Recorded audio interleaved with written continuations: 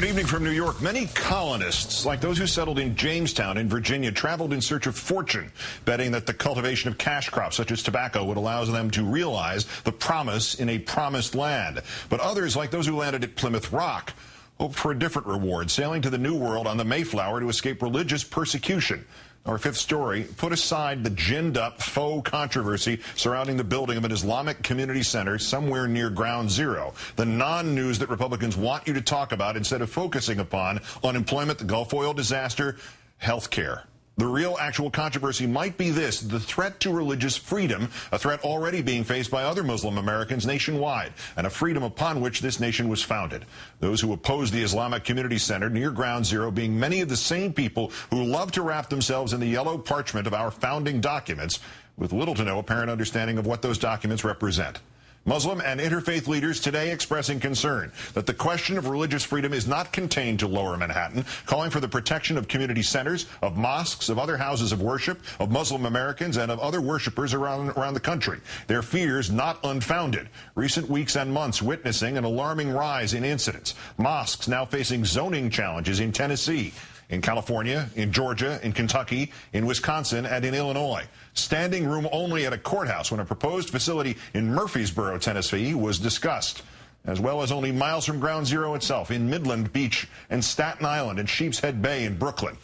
Then there is the unmasked hatred and violence. Last week, Christian protesters confronting worshipers outside a mosque in Bridgeport, Connecticut, before Friday evening prayer services during Ramadan, just because, screaming, among other things, Jesus hates Muslims, and calling the children murderers. In Jacksonville, in Florida, in May, the pipe bombing of the mosque. The FBI investigating it as a possible domestic terrorist incident. In the San Francisco Bay Area in California, a Muslim man beaten in broad daylight by attackers who called him a terrorist. And mother and son reported assaulted after a softball game. In Cedar Rapids, Iowa. Why? The Iraqi immigrant who moved her family here to escape violence tried to defend her adult son when he was called raghead, terrorist, and camel jockey by members of the opposing team. Also, the man's jaw broken, now wired shut. Police saying the incident seems to be just trash talking that got out of hand. The attackers in these cases calling their victims terrorists. The attackers, meanwhile, claiming they themselves oppose violence while they were assaulting others.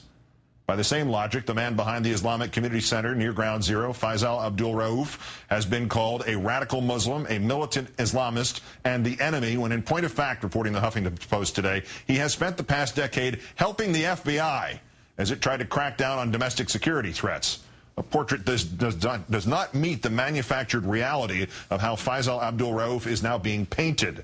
Just as the manufactured outrage against his community center does not address the lack of outrage over the two prayer centers, the masjids, one a dozen blocks from Ground Zero, the other one shown here 4 blocks away and in operation without incident since 1970. Or the halal carts that have been serving what New Yorkers adoringly refer to as street meat to New Yorkers both before the 9/11 attacks and then in the decades since. At today's news conference in Washington, Muslim and interfaith leaders decrying how the ginned-up controversy has been used for cheap political purposes. They're good citizens, they're good Muslims, and they're good human beings. And to see them demonized and dragged through the mud the way some people are willing to do for political gain or for their own political issues and agendas is really reprehensible. Let's turn first to Corey Saylor, the National Legislative Director of CAIR, the Council on American-Islamic Relations. Mr. Saylor, thanks for your time tonight. Thanks for having me on, Keith. Is Ground Zero and Park 51, is that a deke? Is it a feint? Is it an attempt to obscure this larger pattern of discrimination and of hatred and violence? You know, sometimes you have to wonder if somebody thinks it might be a good way to obscure other more meaty issues like the economy and what's going on in the Gulf. But realistically, you know, it's not just this mosque in Lower Manhattan that's being attacked. It's just about every Islamic center that's trying to do any kind of construction or expansion across the country.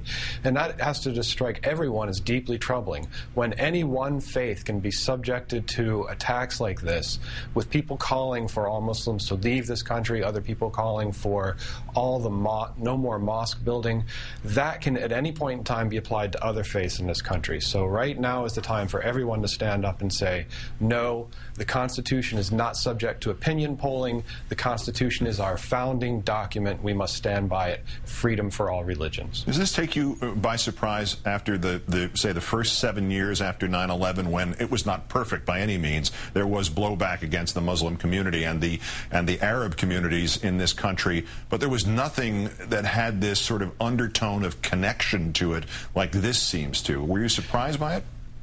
Unfortunately, no, but I think the visceral anger that we see is, I don't want to call it surprises, but what disturbs me the most. I mean, you had in your opening segment a man placing a bomb outside of a mosque. Had he placed it in the right position, it would have killed or injured up to the 60 people inside. And this almost gets no news whatsoever.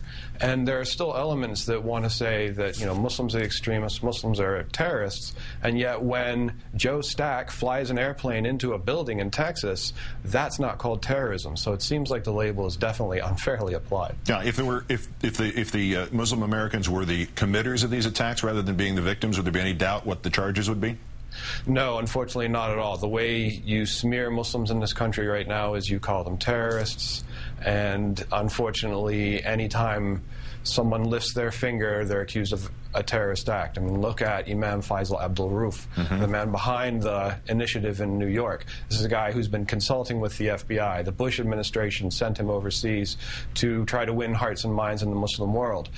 This man is renowned Jewish Christian leaders in New York saying this is a man of peace, and yet now he's under attack and being called an extremist. The project with which he is involved, is there any doubt that project in Lower Manhattan is on firm legal footing?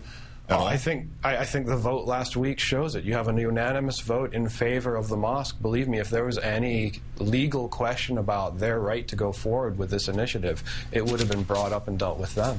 And is there not some irony to the fact that the federal law that would prevent New York from changing its zoning requirements or not going along with what is legal there was passed by Republican houses of House of Representatives and Republican Senate in 2000? Something of an irony to that, don't you think?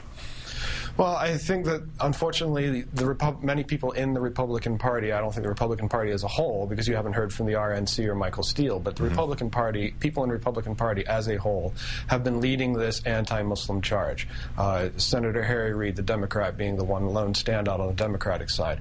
And it is troubling. I'd like the Republican Party to remember its own roots. They were the ones they are the party of Abraham Lincoln. They led the way in pushing slavery aside and moving our country forward.